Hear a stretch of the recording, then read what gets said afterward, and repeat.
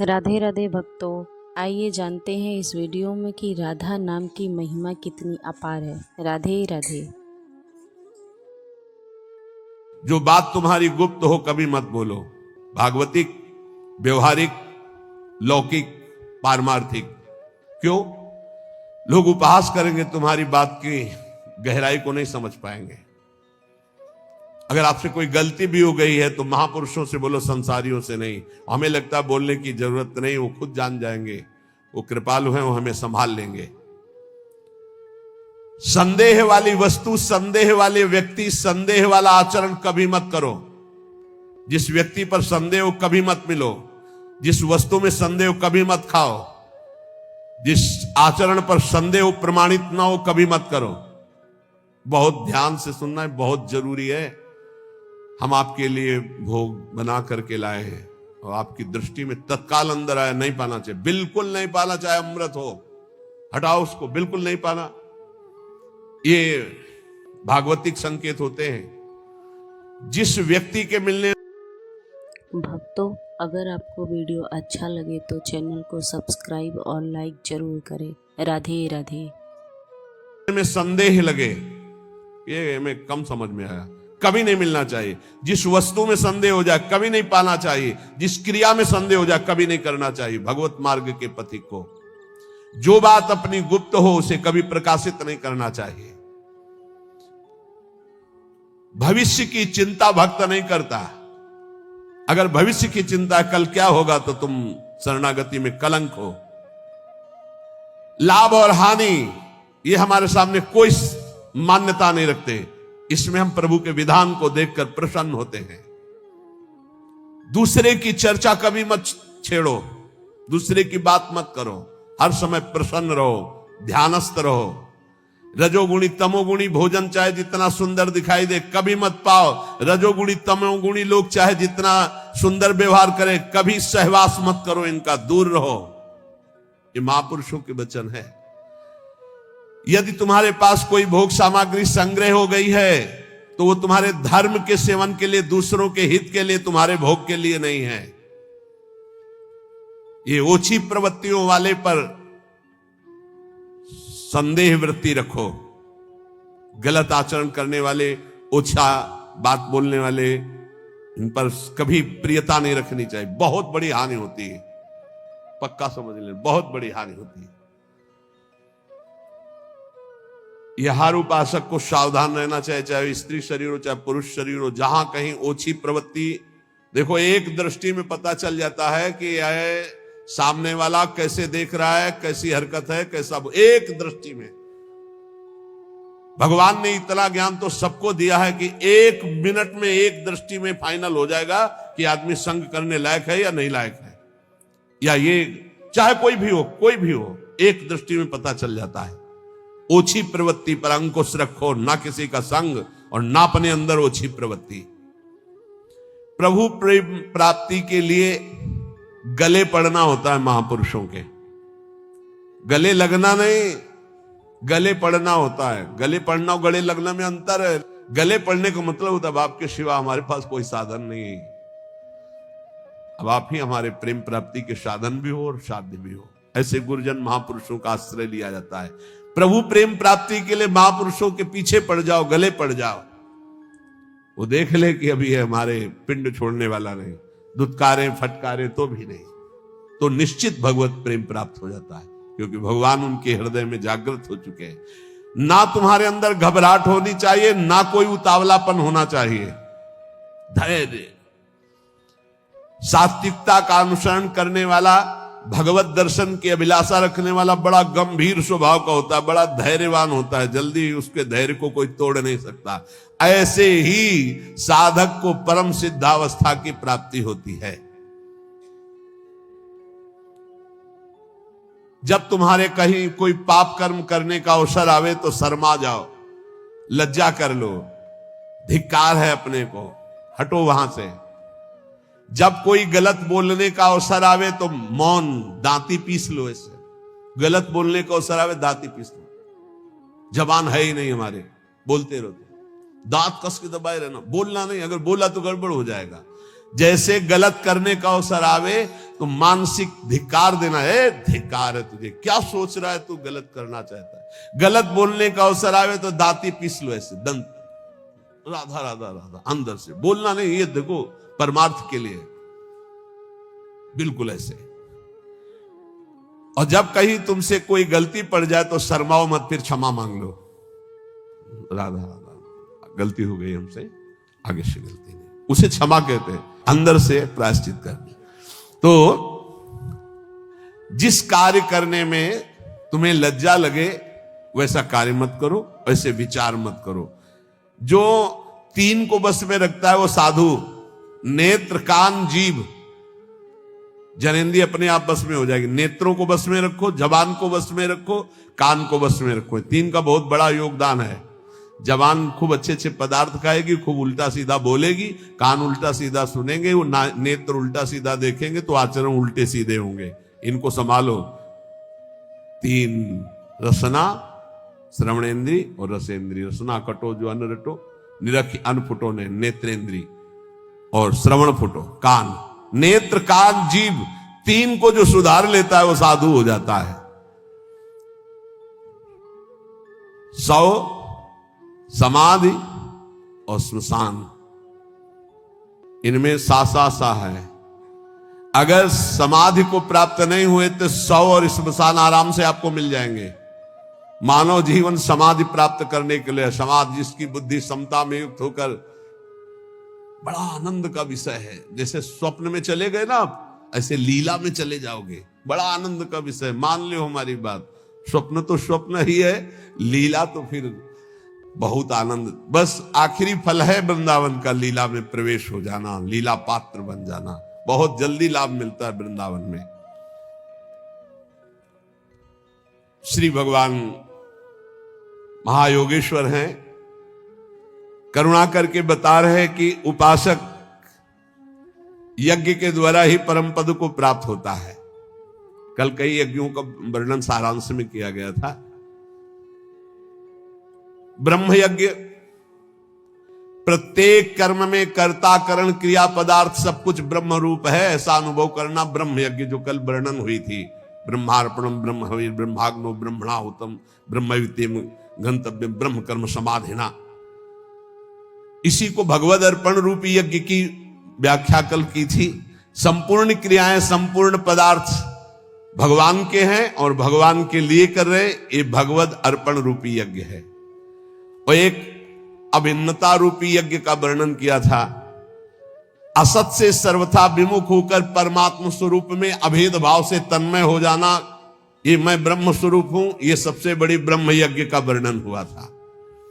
कर्तव्य कर्म रूपी यज्ञ का वर्णन हुआ। केवल दूसरों के लिए ही सुख का संपादन जो करते हैं वो कर्मयोगी कर्तव्य कर्म रूपी यज्ञ करते हैं।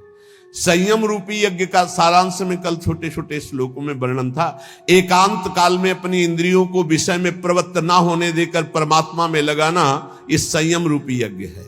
विषय हवन रूपी यज्ञ, व्यवहार काल में इंद्रियों का विषयों से संयोग होने पर उनमें राग द्वेष पैदा ना होना और परमात्मा स्वरूप में स्थित रहते हुए विषयों का सेवन करना, ये विषय हवन रूपी यज्ञ है। समाधि रूपी यज्ञ, मन बुद्धि सहित संपूर्ण इंद्रियां प्राणों की क्रियाओं को रोककर ज्ञान से प्रकाशित सम में स्थित हो जाना, रेचक कुंभक प्राणायाम आदि का जो वर्णन था। अब द्रव्य यज्ञ का वर्णन, संपूर्ण पदार्थों को जो अर्थ के द्वारा प्राप्त होते निस्वार्थ भाव से दूसरों की सेवा में लगा देना द्रव्य यज्ञ कहलाता है। तपो यज्ञ, अपने कर्तव्य का पालन करने के लिए काम क्रोध लोभ मोह मद मत्सर इन सब के वेगों को सहकर इंद्रिय और मन को प्रसन्नता पूर्वक भगवान में लगाना, हर वेग को सहकर, इसे तपो यज्ञ कहते हैं। एक योग यज्ञ है, कार्य की सिद्धि असिद्धि में फल प्राप्ति में हर्ष शोक न होना, समान भाव रखना, सुख दुखे समय कृत्वा लाभा लाभो जया जयो, ये योग सिद्धि है, ये योग यज्ञ है। स्वाध्याय रूप ज्ञान यज्ञ, शास्त्रों का स्वाध्याय करना, नाम जप करना, नाम कीर्तन करना, ये स्वाध्याय ज्ञान रूपी यज्ञ है। प्राणायाम पूरक कुंभक रेचक प्राणायाम यज्ञ है। स्तंभ वृत्ति प्राणायाम रूप यज्ञ, नियमित आहार करते हुए प्राण और अपान को अपने आप में रोक देना स्तंभ वृत्ति रूपी यज्ञ कहलाती है। इतनी यज्ञों का वर्णन कर सारांश में हुआ। इसके बाद भगवान कहते हैं यज्ञ शिष्टामृत भुजो यान्ति ब्रह्म सनातनम नायम लोकोस्ति यज्ञस्य कुतोन्यः कुरुषोत्तमो। हे कुरुवंशी श्रेष्ठ अर्जुन, यज्ञ से बचे हुए अमृत का अनुभव करने वाले सनातन परब्रह्म परमात्मा को प्राप्त होते हैं। यज्ञ ना करने वाले मनुष्य के लिए ये मनुष्य लोक भी सुखदायक नहीं, फिर परलोक कैसे सुखदायक होगा। तो भगवान का यहां क्या कथन है, यज्ञ शिष्टामृत भुजो यान्ति ब्रह्म सनातनम। निष्काम भाव से तुम्हारे पास जितनी भी वस्तु सामग्री है परिवार और समाज की सेवा में लगा देना, और जो आपको सेवा के बाद बच रहा उसका सेवन करते हैं। एक ऐसा और एक दूसरा, श्री भगवान को विराजमान करके, सब श्री भगवान की वस्तु है, जो भी प्रसाद पाए भगवान को अर्पित करके, वो यज्ञाशिष्ट अमृत भुजो है, वो अमृत भोजन है। मरने वाली सब वस्तुएं अमृत कैसे अनुभव करा सकती हुई, अमृत भगवान है। जब हम भोग लगा देते हैं तो वो प्रसाद अमृत हो जाता है। ऐसे तो अमृत वस्तुएं हैं, सब मृत्यु लोक की जितनी भी वस्तुएं समृत हैं, सब नष्ट होने वाली, पर जब हम प्रभु को अर्पित कर देते हैं तो वो प्रसाद हो जाता है, चरणामृत हो जाता है, उच्छिष्टामृत हो जाता है। इन वस्तुओं को जब हम प्रसाद रूप से स्वीकार करते हैं तो ये हमें भगवत प्राप्ति करा देती है। हे बहुत सरल भाषा में समझो, तुम्हारे पास जो भी वस्तुएं हैं भगवान को अर्पित करके परिवार की सेवा में, समाज की सेवा में, स्वयं शरीर की सेवा में वो प्रसाद हो जाए। बिना अर्पित किए न वस्त्र पहनो, न भोजन पाओ, न पानी पियो। क्योंकि भगवान कहते हैं जो यज्ञ से अवशिष्ट वस्तु का भोग करता है वही परम पद को प्राप्त होता है, ब्रह्म को प्राप्त होता है। यज्ञ ना करने वाला मनुष्य लोक में नहीं सुखी रहेगा, फिर परलोक की बात क्या है। एवं बहुविधा यज्ञा वितता ब्रह्मणो मुखे कर्मजान विदितान सर्वान एवं ज्ञात्वा विमोक्षसे। बहुत तरह की यज्ञ वेद शास्त्रों में वर्णन किया गया है, विस्तार से वर्णन है। उन सब यज्ञों को कर्मजन्य जान। इस प्रकार जो यज्ञ को जानता है वो कर्म बंधन से मुक्त हो जाता है। कोई भी कर्म भगवान को बिना समर्पित किए नहीं रहना चाहिए, और भगवान को पाप कर्म समर्पित नहीं किया जाता। कोई भी पदार्थ भगवान को समर्पित किए बिना नहीं पाना चाहिए, और भगवान को सात्विक भोग संपन्न करके ही भोग लगाया जाता है। उसमें तामसिक बिल्कुल नहीं, इसीलिए प्याज लहसुन तक मना किया गया है। भगवान को हम वही अर्पित कर सकते हैं जो शास्त्र प्रमाणित है, मनमानी नहीं। जैसे किसी ने हमको दिखाया था मोबाइल में कि एक गोपाल जी को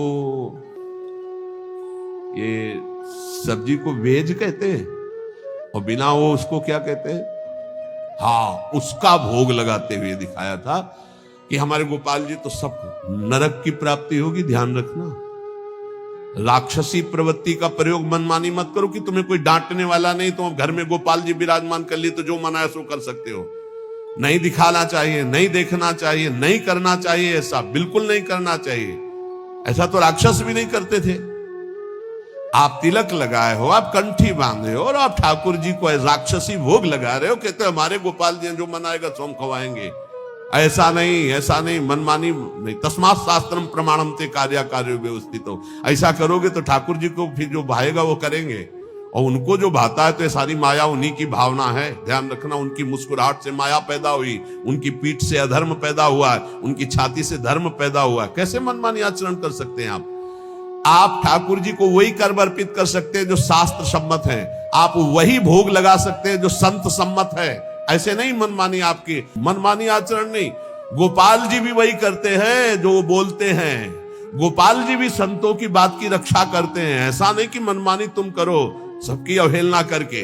तुम्हारे घर में तुम जाओ और श्री विग्रह खरीद लो और मनमानी व्यवहार करो तो आप क्या समझते हो, भगवत पार्षद आपको दंड दे देंगे। समय आने पर देख लेना, फिर न तुम्हें गोपाल जी दिखाई देंगे और न कोई भगवान की कृपा दिखाई देगी। मनमानी आचरण नहीं।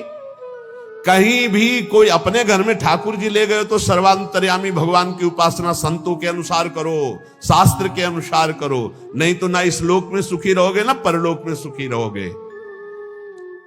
एवं बहुविधा यज्ञा वितता ब्राह्मणों मुखे, जो शास्त्र में वर्णन किया गया वैसे किया जाता, मनमानी आचरण नहीं किए जाते। हमें बहुत दुख हुआ जो उन्होंने दिखाया कि वो तिलक भी लगा था और वे कहते कि हमारे घर में ठाकुर जी, हमारे ठाकुर जी, भाई हम तो जैसा चाहेंगे वैसा पाएंगे, हम अपने बेटे को जैसे पवा सकते हैं। वसुदेव देवकी जी से कहा था ध्यान रखना मैं तुम्हारा पुत्र बन रहा हूं, लेकिन ये ध्यान रखना मैं कौन हूं, मैं ब्रह्म हूं, ब्रह्म की प्रतिष्ठा हूं, तुम्हारा बालक बन रहा हूं, इतना जरूर ध्यान रखना, नहीं तुम मेरी माया से मोहित हो जाओगे। ये ध्यान रखना मैं ब्रह्म हूं। इसीलिए जहां जिस भक्त के यहां भगवान पुत्र बने तो पहले भगवान के रूप में प्रकट हुए कि तुम हम जब पुत्र बनेंगे ना तो तुम हमारी महिमा नहीं जान पाओगे। पहले देखो, जब कौशल्या जी ने देखा ओ अद्भुत भगवान, तब माता पुनि बोली सोमति डोली तजहु ताते रूपा कीजे सुलीला। आपने वरदान दिया था कि मैं बालक बनूंगा, तब बालक बन गए। सुन वचन सुजाना रोदन ठाना होई बालक स्वरूप। वो सिद्ध महापुरुषों को तो आदेश कर रहे हैं कि ध्यान रखना मैं ब्रह्म हूं, तुम्हारा बालक बनने जा रहा हूं, और तुम गोपाल जी को मनमानी आचरण करवाओगे, ऐसा नहीं है, कभी ऐसा नहीं। वैष्णव पद्धति से सेवन करो ठाकुर जी की। ये कलिकाल कैसा दुष्ट स्वभाव पैदा हो रहा है कि हम मूर्ति खरीद ले, श्री विग्रह खरीद ले, और जैसा अनाचार दुराचार चाहे वैसा भोग लगावे, जैसा चाहे व्यवहार करें, नरक की प्राप्ति होगी, पक्का समझ लो। और अगर धर्म और शास्त्र के अनुसार चलोगे तो वही यज्ञ, वही सेवा, वही पूजा भगवान की प्राप्ति करा देगी। अरे कितने उदाहरण उनके दिमाग में भरे हैं, ऐसे से ऐसा हुआ, ऐसे से ऐसा हुआ। मतलब भगवान ऐसे लोगों को उदाहरण भी दे देते, समझा देते हैं। वो भगवान ने ऐसा किया था, भगवान ने वैसा किया था, भगवान ने किया था। एक कोयला मुंह में जला के जबान में रखो, फिर बोल के दिखाओ भगवान ने आग पी थी, तुम पियोगे आग? पूरा दावानल पी गए थे, भगवान ने गिरिराज जी उठाए, भगवान ने जो किया तुम कुछ कर सकते हो क्या? देवराज इंद्र घुटनों में आकर के बैठ गया था जब वर्षा की थी, और एक ओला सहने की सामर्थ्य नहीं, वो पूरा खंबे की धार बरसा रहा था। पूरे ब्रजमंडल की रक्षा ठाकुर जी ने गिरिराज उठा के की। सुदर्शन चक्र ऊपर ही सब सोख लेता, नीचे कुछ एक बूंद भी गिरिराज जी की तलहटी में पानी न जाने पावे, इसलिए सर्प का जो वासुकी शेषनाग ऐसे मंडलाकार मेड़ बनाए हुए थे। भगवान भगवान है। ये आजकल कलयुगी भगत भगवान को ऐसे अशुद्ध भोग लगाने की चेष्टा करते हैं। हम जो खाएंगे भगवान, तुम क्यों खाओगे? तुम क्यों खाओगे? जब भगवान विराजमान किए हो तो उसी मर्यादा से भोग लगाओ। नहीं, तुम जो खाओगे भगवान को खाओगे तो भगवान ने जो जो बनाया वो तुमको भी भोगना पड़ेगा। नरक भी बनाया मेरे भगवान ने, बड़े बड़े भयंकर रोग बनाए, बड़े बड़े भयंकर दंड बनाए। होश में चलो। तस्मात् शास्त्रम, ये भगवान के वचन है। तस्मात् शास्त्रम प्रमाणम ते कार्याकार्यो व्यवस्थितो। देखो भगवान ही बोल रहे हैं ये श्लोक। एवं बहुविधा यज्ञा वितता ब्राह्मणों मुखे। ब्राह्मणों कहते हैं वेदज्ञों को, वेद कहते हैं जो समस्त जानकारी को प्रदान करता है। जो वेदवाणी कह रही हो ब्रह्म स्वरूप है, उसके अनुसार ही यज्ञ करो, शास्त्र के अनुसार करो, संतों की आज्ञा के अनुसार करो, मनमानी आचरण नहीं। अगर तू मनमानी आचरण करेगा तो इस लोक में भी नहीं सुख को प्राप्त होगा, परलोक में नहीं। श्रेयान द्रव्य मयाद्यज्ञाज ज्ञान यज्ञ परंतप सर्वम कर्माखिलम पार्थ ज्ञाने परिसमाप्यते। हे अर्जुन, रुपये की यज्ञ से ज्ञान यज्ञ श्रेष्ठ है। संपूर्ण कर्मों में, पदार्थों में, तत्व ज्ञान में सब कुछ समाप्त हो जाता है। सबसे श्रेष्ठ है ये ज्ञान यज्ञ। मैं कौन हूं, मेरा क्या कर्तव्य है, मैं क्यों जन्म लिया हूं, इसी की जानकारी करने के लिए रोज सत्संग हो रहा है। हम भगवान के हैं, हमारा लक्ष्य भगवत प्राप्ति, या हम भगवत स्वरूप है, हमारा लक्ष्य भगवत स्वरूप में स्थित हो जाना। दुर्भाग्य है उनका जिनको भगवान ने सुविधा दी है। हृदय की बात कहता हूं, दुर्भाग्य है उनका जिनके मोटे गद्दे हैं, एसी है, खान पान की भारी व्यवस्था है, सब कुछ। दुर्भाग्य है उनका। सौभाग्य है उनका जिनका उदर पोषण के लिए ब्रजवासियों के टूक का भरोसा हो, या जो गुरुदेव व्यवस्था कर दे और रूखा सूखा खा के जमीन पर सैन करके रात दिन दिनचर्या में लगे। सौभाग्य है उनका। घोर घोर विपत्ति वृंदावन में आ जाए या घोर घोर विकार हो जाए तो भी तुम विचलित मत होना, वृंदावन को मत छोड़ना। मारब्ध क्षय मावसई तदथ विक्रियाम आरब्ध प्रारब्ध। तुम्हारा प्रारब्ध क्षय हो रहा है, अगर विकार भी आ रहे तो प्रारब्ध का नाश हो रहा है। किसी विषय पर किसी ने पूछा ऐसा क्यों हो रहा है हमारे संग, ऐसा क्यों हो रहा है, हमारी चाह नहीं है, हमारी कोई मांग नहीं है, ऐसा क्यों होता है? ऐसा इसलिए होता है कि तुम्हारा प्रारब्ध क्षय हो रहा है। जिस दिन प्रारब्ध क्षय हो जाएगा तो मांगने पर भी नहीं मिलेगा। चाहे दुख हो या सुख, मांगो तुम दुख तो मिल जाएगा क्या? ऐसे सुख मांग रहे हो मिल जाएगा क्या? बस धैर्य पूर्वक अपने प्रारब्ध क्षय का इंतजाम। मारब्ध क्षय मां वसई तदथ। वृंदावन वास करते हुए अपने प्रारब्ध क्षय को केवल देखो। दुख आ रहा है, प्रारब्ध क्षय हो रहा है, सुख आ रहा है, प्रारब्ध क्षय हो रहा है। न दुख में हमें दुखी होना, न सुख में फूलना है। तो तन्नाथो सदा खेलय, ये बड़ी बात। पूरे श्लोक का भाव, ये देह अस्मिन देहे कुत्सिते, ये देह बड़ी गंदी है, इससे प्यार मत करो। अपनी देह से, तो औरों देह से प्यार होगा ही नहीं। त्यज वृथाध्यासम यतः, इसका अध्यास छोड़ो कि मैं स्त्री हूं, मैं पुरुष हूं। झूठा है, न तो स्त्री न पुरुष है। संस्मृति घोरा चिंतय चिद घनम, ये घोर फंसाने वाली स्मृति है कि मैं स्त्री हूं, मैं पुरुष हूं। तू चिद घनम, तू चिदानंद स्वरूप है। निज बपु, तेरा सहचरी रूप है। सरवंच वृंदावने, ये संपूर्ण वृंदावन में महाप्रेम रस का रसास्वादन कराने वाला निज बपू तेरा सहचरी स्वरूप है। इसलिए इस स्वरूप की प्राप्ति के लिए घोरा संत विपत्ति कोटे ही तुम याहिनो विक्रिया मारब्ध क्षय मावसई तद तन्नाथो सदा खेल है।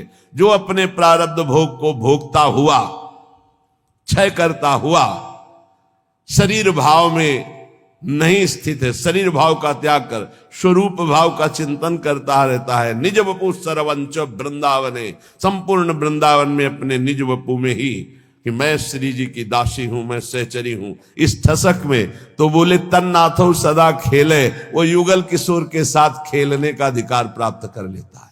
ये वृंदावन प्रदान करता है।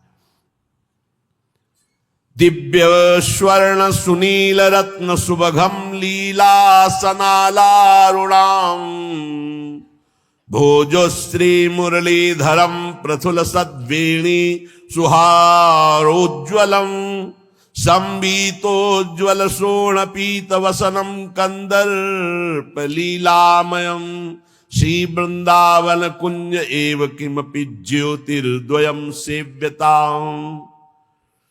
उस उपासक को दिखाई देता है एक अनिर्वचनीय ज्योतिर्मय जोड़ी, दिव्य स्वर्ण सुनील रत्न सुभगम, एक दिव्य स्वर्णिम कांति शिव प्रियाजु और सुनील रत्न सुभगम, एक सुंदर इंद्रनीलमणि अद्भुत श्यामाभा सनालारुणाम भोज, उनके अरुण अरुण अधर, अरुण अरुण कर कमल, अरुण अरुण चरण कमल, अरुण अरुण नेत्र कमल, कैसे सुंदर।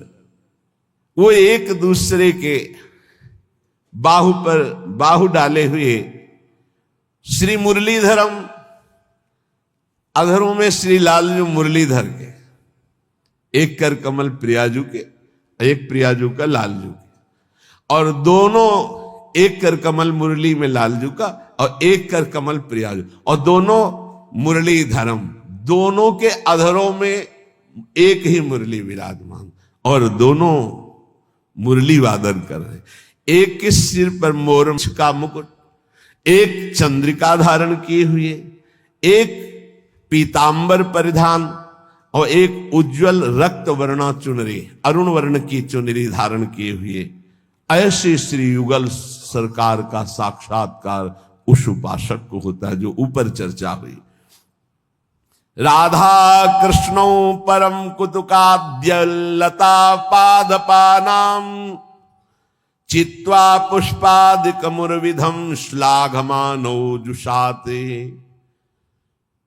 कभी कभी कौतुक श्री प्रिया प्रीतम लताओं से कहते झुक जा, मुझे पुष्प लेना, वो डाल झुक जाती। ये चिदानंद लताएं हैं।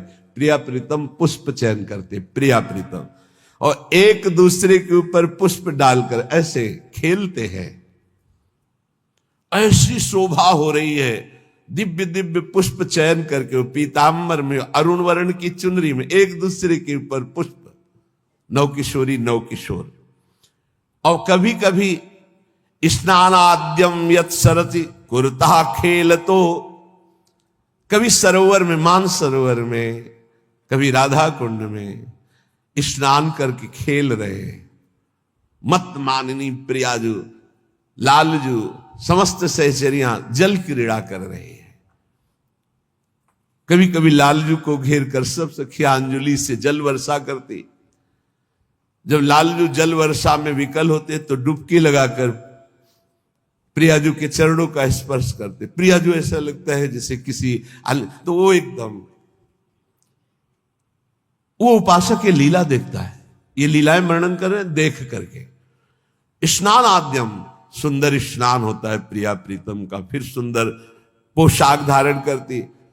तो खेल तो यत खगाद्य, इतने में वृंदावन के बहुत से पक्षी आ जाते हैं, हंस मोर कबूतर शुक शारिका, ऐसे पक्षियों की मंडली आ जाती। उनके साथ प्रिया प्रीतम खेलते हैं। खेल तो यत खगाद्य, वृंदावन के पक्षियों के साथ प्रियालाल खेल रहे हैं। वृंदारण्यम परम परमम तन्न सेवते को वा, ऐसा कौन है जो इस सुख का सेवन न करे।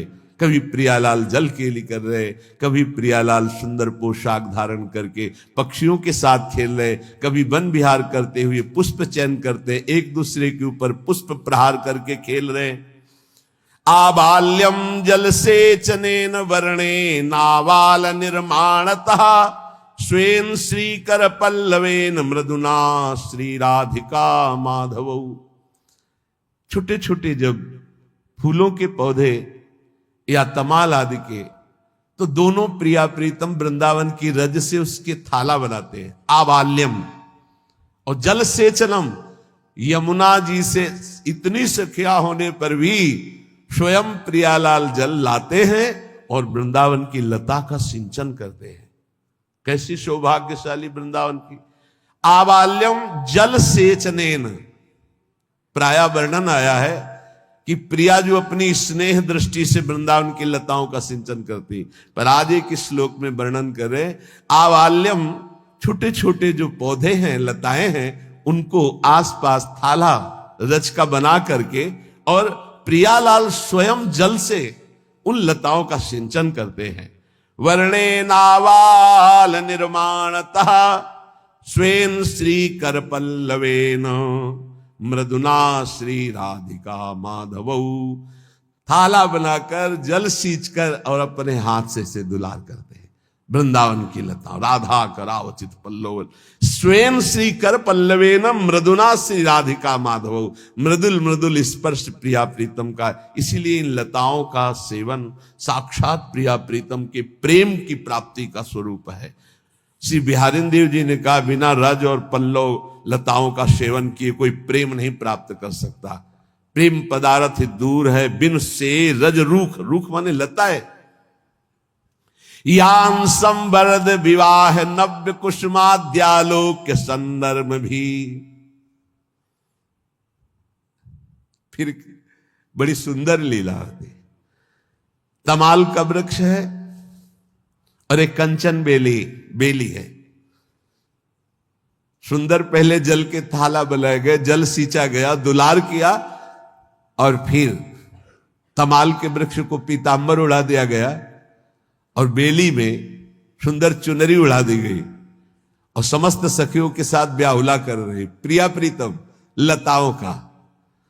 यान संवर्द विवाह नव्य कुसुमाद्यालोक के संदर्भ भी। फूली हुई लताएं सुंदर सजा करके एक को पीतांबर एक को चुनरी उड़ा दी गई और सुंदर ब्याहुला हो रहा है।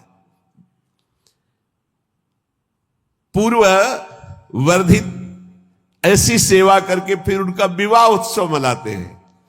फिर उन्हीं के नीचे समीप बैठ करके दोनों सखियों के साथ संदर्भ में भी हास परिहास करते, जैसे दूल्हा दुल्हन से हास परिहास किया जाता और मोदते बड़े आनंदित हो रहे प्रिया प्रीतम।